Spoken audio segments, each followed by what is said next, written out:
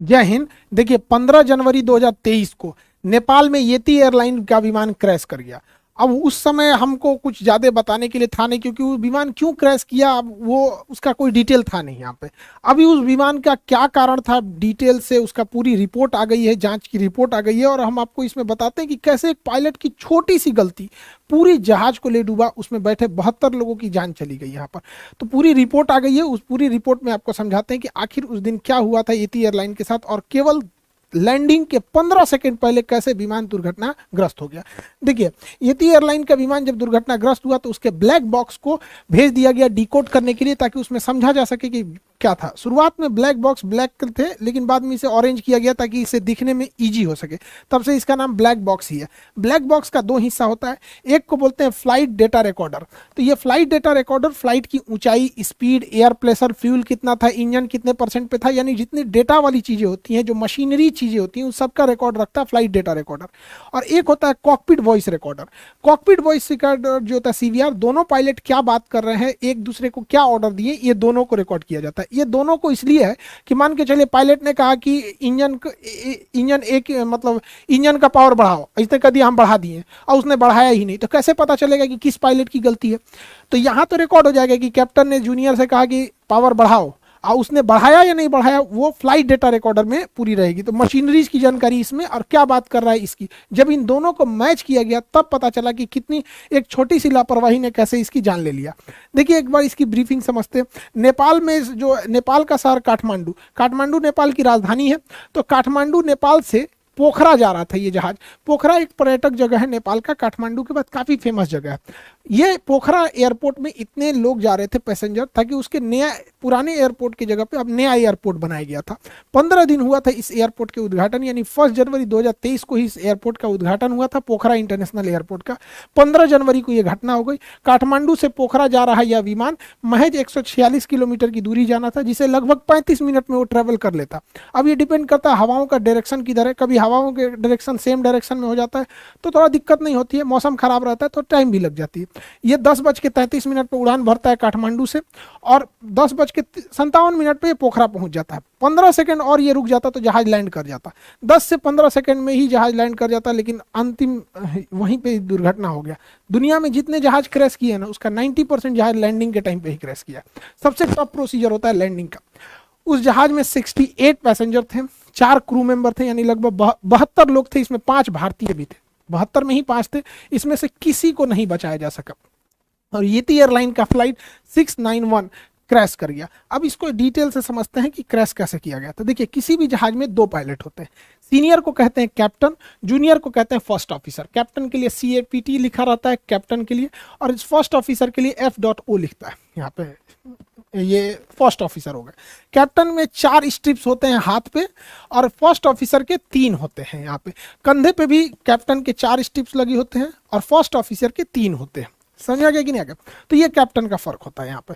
Captain जो होता है वो लेफ्ट साइड में बैठता है, और फर्स्ट ऑफिसर राइट साइड में बैठता है जहाज में। यहाँ पे इस जहाज को उड़ा रहे थे कैप्टन कमल उड़ा रहे थे, और फर्स्ट ऑफिसर जो थी वो अंजू थी। ये इनका बतौर फर्स्ट ऑफिसर इनकी लास्ट फ्लाइट थी। अगर ये जहाज लैंड कर जाता तो इनका प्रमोशन देके ये भी कैप्टन बन जाती, और 3 की जगह 4 स्टिप लग जाते। लेकिन इनका दुर्भाग्य था जो इनकी लैंडिंग नहीं हो पाई। इनके पति की भी येती एयरलाइंस में 2006 में विमान दुर्घटना में मृत्यु हो गई थी।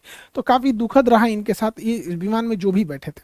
अब इन दोनों पायलट के सूझबूझ से ही जहाज को पूरी तरह से उड़ाया जाता है, क्योंकि जहाज में इतने इंस्ट्रूमेंट होते हैं कि सामने भी देखना है, इंस्ट्रूमेंट्स को भी देखना है, प्रोसीजर भी फॉलो करना है, तो एक आदमी से नहीं हो पाता है। इसलिए उसमें 2 पायलट होते हैं, एक कमांड देता है, दूसरा उसको फॉलो कर देता है। तो यही हो रहा था यहाँ पे। चेक प्रोसीजर बहुत जरूरी होता है, चेक लिस्ट फॉलो करना होता है। जब जहाज लैंडिंग के लिए आती है तो कैप्टन जो होता है वो सीधे लाइन अप कर लेता है, फर्स्ट ऑफिसर को वो अपना ऑर्डर करते रहता है कि इंजन पावर को घटाना है। तो यह इसका एक विमान में चेकलिस्ट प्रोसीजर है।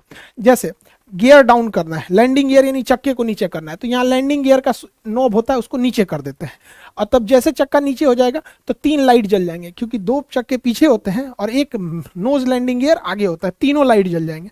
तो कैप्टन बोलेगा लैंडिंग गियर डाउन, तो फर्स्ट ऑफिसर क्या करेगा, लैंडिंग गियर को डाउन करेगा, और जब जैसे डाउन हो जाएगा तो बोलेगा चेक, मतलब हमने कर दिया। तो लैंडिंग गियर डाउन, उसने लैंडिंग गियर डाउन, फिर बोलेगा चेक। ये रूल है, कोई भी काम जब हो जाए तो उसके बाद उन्हें बोलना है चेक।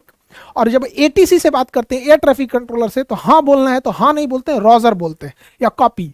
जैसे बोलना है कि राइट टर्न तो कहेगा रोजर, मतलब समझ गए कि राइट मुड़ना है, या कॉपी। तो ये कोड है, क्योंकि ना जहाजों में ना जो बात होती है रेडियो फ्रीक्वेंसी में काफी हल्ला होता है उसमें, तो उस वजह से ना ऐसी भाषा का प्रयोग किया जाता है जो मैच ना करे आम बोलचाल की भाषा में। जैसे इमरजेंसी में मेडे मेडे मेडे, तो ये आम भाषा में ही नहीं है, कितना भी घड़घड़ाहट हो जाएगा ये आवाज अलग लगने लगेगी, इसलिए थोड़ी सी रेडियो की भाषा ऐसी रखी जाती है। रोजर मतलब हाँ ठीक है, कॉपी का मतलब भी ठीक है, नेगेटिव मतलब नहीं हमको नहीं पता। उसी तरह चेक मतलब हाँ जो तुमने बोला हमने कर दिया उसको। तो उसने बोला landing gear, altitude 500 feet, captain ने बोला कि इसके कम करो, जहाज की एल्टीट्यूड को, ऊंचाई को 500 फीट करो, तो उसने 500 फीट भर दिया, उसके बोल दिया चेक, मतलब हमने कर दिया। दूसरा इंजन पावर 25%, जब जहाज लैंड करती है तो आइडियल पे करके 25% की इंजन पावर पे उसे लैंड कराया जाता है, तो ज़्यादा थ्रस्ट की जरूरत नहीं है। तो इंजन जब 25% पे हो गया तो फर्स्ट ऑफिसर ने बोला चेक, मतलब हो गया।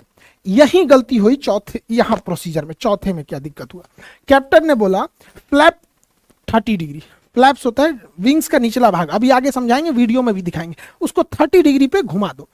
इसने बोला चेक, मतलब हमने घुमा दिया, लेकिन जब कॉकपिट वॉइस रिकॉर्डर और फ्लाइट डेटा रिकॉर्डर यानी ब्लैक बॉक्स में पता चला, तो पता चला कि बोला गया कि फ्लैप 30 डिग्री करना है, और को पायलट ने भी कह दिया कि चेक, लेकिन उसने 30 डिग्री किया नहीं था। अब यहां पकड़ा गए इन्वेस्टिगेटर कि भैया उसने बोल रहा है कि फ्लैप 30 डिग्री, फर्स्ट ऑफिसर बोल रहा है चेक, मतलब हमने कर दिया। अब फ्लाइट डेटा रिकॉर्डर कह रहा है कि नहीं नहीं नहीं, एक्सीडेंट के बाद भी, दुर्घटना के बाद भी फ्लैप 15 डिग्री पे था। तब सब छाती पीट रहा है, रे ससुरात नहीं, जब फ्लैपवा 15 डिग्री पे था तो कौन बटन या दाब की इधरिया से बोल दिया कि चेक, मतलब ये दूसरा कोनो बटन दाब दिया है। इतना तो कंफर्म था। अब जांच के बाद पता चलती है, देखते हैं कैसे होता है, आगे समझिए। यहाँ पे देखिए, जैसे ये पोखरा एयरपोर्ट पे पहुंचे तो एटीसी एयर ट्रैफिक कंट्रोलर ने कहा कि आप रनवे 30 पे लैंड कर जाइए। अभी हम रनवे का भी एंगल बता देते हैं, 30 पे उतर जाइए। तो इन्होंने कहा कि हम रनवे 30 पे नहीं आ पाएंगे, हम घुमा के आते हैं रनवे 12 पर, रनवे 12 पर उतरेंगे। तो एटीसी ने कहा ठीक है, आप एयरपोर्ट का एक चक्कर लगाइए, इस साइड से उतरिए, और यहीं पे विमान दुर्घटना हो गया। एकदम सामने रनवे पे दिखाई दे रहा था रनवे पे, और वहीं दुर्घटना हो गया। किसी भी जहाज में फ्लैप क्या होता है, विंग्स का ये निचला हिस्सा जो दिख रहा है ये होता है फ्लैप, ये अंदर घुस जाता है। देखिए रहता ये बराबर है, लेकिन ये बाहर निकल सकता है, ये बाहर निकल सकता है, इस पाइलॉन पे बाहर निकल सकता है। थोड़ा सा निकलता है तो कहते हैं 15 डिग्री निकला है, और निकल गया तो कहते हैं 30 डिग्री निकला है। ये जितना ज्यादा निकलेगा हवाओं को उतना रोकेगा, फड़फड़ फड़फड़ करेगी जहाज, फड़फड़ फड़फड़। इसलिए जब ये लैंडिंग के टाइम उतरता है, जब रोकने के टाइम पे होता है, तभी इसको नीचे किया जाता है। फुल स्पीड में इसको नीचे करेंगे, जहाज ऐसे डिसबैलेंस हो जाएगा। तो इससे हम लोग नॉर्मल 0 डिग्री पे रखते हैं। इसको यहाँ पर मेंटेन करने के लिए फ्लैप लीवर होता है जहाज में, जिससे ये कंट्रोल किया जाता है। यही पूरे गड़बड़ का कारण है जहाज को गिरने में। समझिए कैसे, इसको वीडियो से समझते हैं हम लोग। यहाँ समझिए, ये फ्लाइट है, ये रडार है, यही रडार पूरी तरह से उसको जांच करता है जहाज कहाँ गया। यहाँ पर फ्लाइट जैसे ये टेक ऑफ करती है तो फ्लैप थोड़ा सा नीचे रहता है। देखिए फ्लाइट में आप फिजिक्स में पढ़े होंगे, जहाज की परछाई क्यों नहीं बनती है, विवर्तन के कारण परछाई नहीं बनती है। ये फ्लाइट उड़ गई, यहाँ नीचे आपको VOR दिखेगा जो जहाजों को दाहिने बाएं बताता है, ये है VOR, यही बताता है कि वे पॉइंट किधर है, बहुत जरूरी वो चीज होता है। ये नीचे दूसरी जहाजें हैं, सब पूरी एयरपोर्ट का व्यू है। देखिए जब जहाजें उड़ती हैं तो फ्लैप को हल्का सा नीचे रखा जाता है, लेकिन वापस फ्लैप को खींच लेता है। देखिए जहाज को पायलट जो है ना, इसको खींच रहा है, इसको वापस खींच के बराबर कर दिया ताकि हवाओं का ड्रैग कम से कम लगे, हवाओं का झटका कम से कम लगे। देखिए एकदम 0 डिग्री पे एकदम बराबर कर दिया है फ्लैप को, लेकिन उतरने के टाइम इसको कम करेगा। आप गौर से देखिएगा, पूरा फ्लैप बराबर है एकदम। अगर बराबर नहीं रहेगा ना, इतना जोर से हवा लगेगा, बादलों से टकराएगा कि जहाज पलट जाएगा यहाँ पे, इसलिए इसे बराबर रख। देखिए एयरपोर्ट, अब इसको नीचे किया जाएगा, एयरपोर्ट के पास आ गया, देखिए इसको 15 डिग्री झुका रहा है। जैसे जैसे ये एयरपोर्ट के पास जाएगा, इसको और झुका के 30 डिग्री लेके चला जाएगा। अभी तो रनवे से थोड़ा दूर है, पास आएगा तो और एकदम नीचे कर देगा। अब ये नीचे से हवाओं को रोक के स्पीड कम करेगा, और जैसे ये लैंड कर जाएगा यहाँ पे, नीचे से हवाओं को रोकने लगा। अब ये ऊपर से स्पॉइलर खुल जाएगा, ये ऊपर से हवा को रोक रहा है, वो नीचे से हवाओं को रोक रहा है। फ्लैप बहुत जरूरी होता है, ये हवाओं, ये नीचे से रुकता है, स्पॉइलर ऊपर से। जब जहाज रुक जाती है तो स्पॉइलर को नीचे कर देते हैं और फ्लैप को भी रिट्रैक्ट कर लिया जाता है। बड़ा मेहनत से जहाज से एक एक वीडियो बनाना पड़ता है, ये सब चीज़ों को प्रॉपर एंगल से मिलेगा तब। कभी कभी बैठने के पता चलता है कि इस एंगल पे शूट करना चाहिए, उस एंगल पे उतना सीट ही नहीं मिल पाया प्रॉपर। तो आप ये फ्लैप को समझ गए कि फ्लैप रोकने के लिए बहुत काम करता है। स्पॉइलर ऊपर की ओर उठता है, वो ऊपर से हवाओं को रोकता है, ये नीचे से रोकता है। यही फ्लैप को नीचे करना था वहां पे। तो कैप्टन ने कहा वहां पर कि फ्लैप को 15 डिग्री डाउन कर दो। ये फ्लैप है, यहाँ पर फ्लैप को 15 से 30 करना था, 15 डिग्री के बजाय इसको और घटा के 30 करना था। तो कैप्टन ने कहा कि फ्लैप 30 डिग्री। तो कैप्टन ने कहा चेक, मतलब 30 कर दिए, लेकिन उन्होंने नहीं किया। उसको कैप करना चाहिए फ्लैप को नीचे, उसने कर दिया कंडीशन लेबर को नीचे। हो गया यहीं पे गड़बड़। उसने बोला चेक, मतलब हमने कर दिया, इस नॉब को नीचे करने के बजाय इस नॉब को नीचे कर दिया गया यहाँ पे, और ये हो गया गड़बड़। ये था condition lever. Condition lever fuel supply करता है, और जैसे ही इसको नीचे किया गया इसका फ्यूल सप्लाई बंद हो गया। और उड़ते जहाज में अगर फ्यूल सप्लाई बंद हो जाएगा तो क्या होगा, ये थ्रोटल है, ये स्पीड को बढ़ाता है, उसके इंजन पावर को बढ़ाता है यहाँ पे। अब इतने नीचे हाइट पर आने के बाद जहाज इतना नीचे आ गया है, 500 फीट पे आ गया है, और इंजन अचानक बंद हो जाएगा तो पावर मिलना ही बंद हो गया। और कैप्टन ने पहले ही लैंडिंग की तैयारी करने के टाइम पे इंजन के पावर को 25% कर दिया था। अब वो पावर हो गया 25% से 0%। अब वो डिसबैलेंस होने लगा। पायलट को समझ में नहीं आ रहा है कि हो क्यों रहा है। पायलट अपना पूरा दिमाग लगा रहा है। उसने जो कंडीशन लीवर तो हो गया 0, फ्यूल सप्लाई हो गया बंद। अब उसने क्या किया, थ्रोटल को बढ़ा दिया। थ्रोटल पावर दे रहा है इंजन में भयानक पूरा। अरे भैया, इंजन में फ्यूल नहीं आ रहा है, आपके पावर देने से क्या हो जाएगा, जहाज की पूरा डिसबैलेंस हो गया। जहाज जब इंजन का पावर नहीं मिल पाता है, इंजन काम करना छोड़ देता है, उस कंडीशन को कहते हैं स्टॉल। स्टॉल अगर बहुत ज़्यादा हाइट पे होता है तो समझ में आता है, बचाया जा सकता है, लेकिन लो हाइट पे अगर स्टॉल हो गया तो बचाना बहुत मुश्किल होता है। ये 500 फीट की हाइट पे था, जब तक पायलट संभले कि एल्टीट्यूड गिरते गया, और ये विमान पूरी तरह से बगल में ही रनवे से महज 15 सेकंड पहले ये विमान इस तरह से बैंक हो गया। झुक जाता है तो बैंक कहते हैं, मुड़ता है तो मुड़ना अलग होता है, बैंक मतलब होता है झुक जाना। जहाज इस तरह से बैंक हो गया, और ये इसका आखिरी वीडियो था। एक लाइव भी वीडियो इसके चलाया जा रहा था, बहुत दुखद वीडियो, जिसके बाद ये दुर्घटनाग्रस्त हो गया और प्लेन में आग लग गई। विमान दुर्घटना में ज़्यादातर जो मौत होती है वो आग लगने से होती है, क्योंकि आग इतना तेज लग जाता है, जहाज में निकलने का जगह बहुत पतला रहता है, सारे लोग झुलस जाते हैं, और इतने लोगों को उनके सपने भी, सबके अपने जीवन के सपने होते हैं, वो सब चकनाचूर हो गए एक छोटी सी गलती से। अब इसको समझते हैं पायलट से ऐसी गलती क्यों हुई। देखिए, ऐसी गलती ना हो इसलिए विमान कंपनियां जानबूझ के इस लीवर को छोटा रखती हैं, इसे बड़ा रखती हैं, ताकि पहचानने में दिक्कत ना हो फ्लैप को। दूसरा, फ्लैप अगर पीछे करना है तो इसे उठा के उसके बाद पीछे किया जाता है, जबकि कंडीशन लेबर में लॉकिंग सिस्टम अलग होता है, इसमें डबल लॉक होता है। यहाँ से पायलट को अगर कंडीशन लेबर को नीचे करना है, हो सकता है कि किसी एक इंजन में आग लग गया हो तो उस इंजन को बंद कर दिया जाता है, इसलिए इसके दोनों का अलग अलग लॉकिंग होता है। यहाँ पर अलग अलग लॉक करने के लिए होता है, इसमें अलग अलग नहीं कॉमन होता है एक ही बार।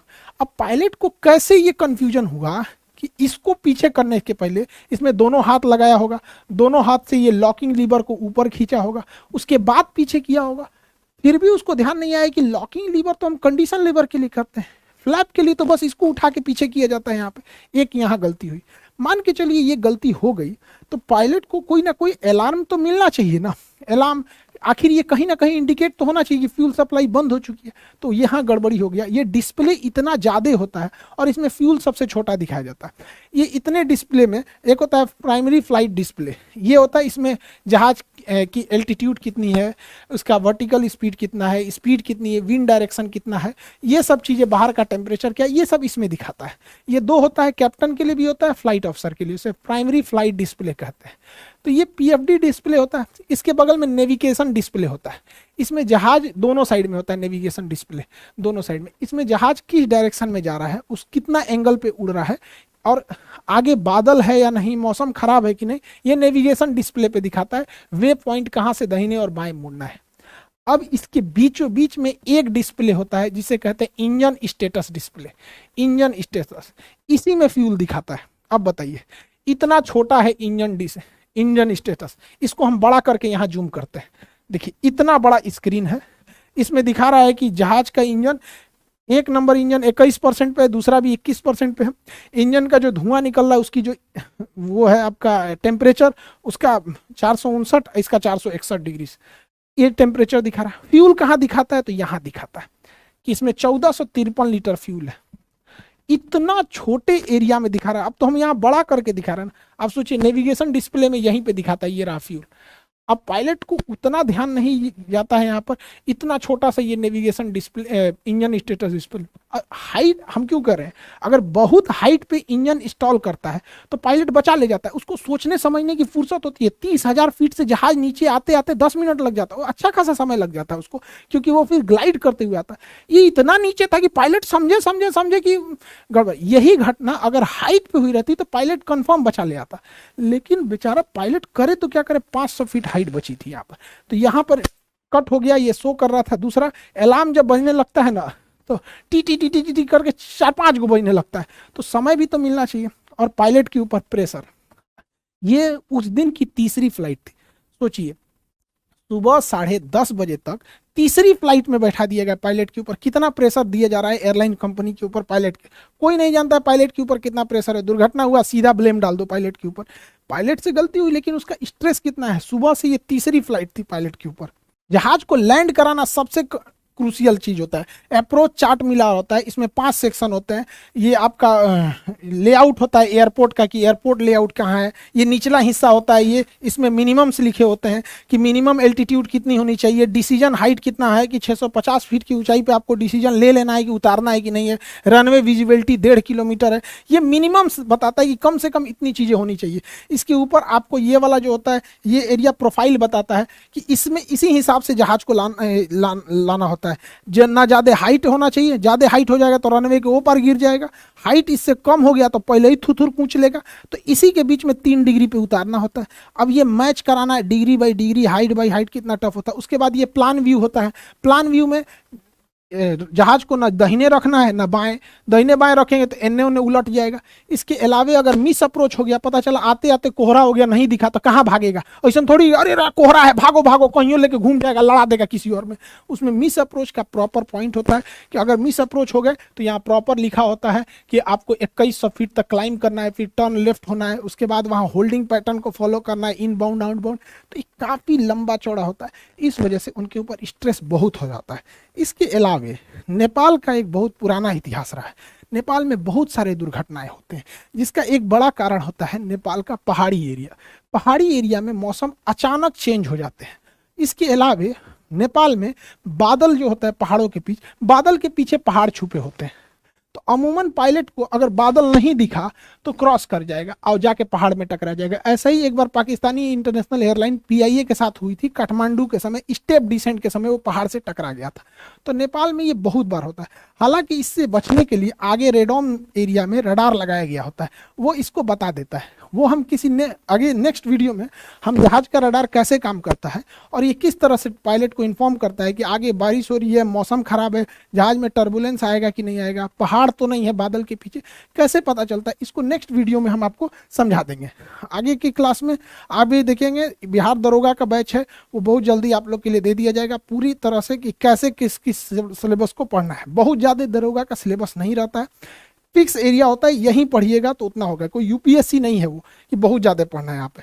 फिजिक्स और दरोगा के बैच बहुत जल्दी आ जाएंगे। आई होप आप इस टॉपिक को समझे होंगे। मिलेंगे नेक्स्ट क्लास में। जय हिंद।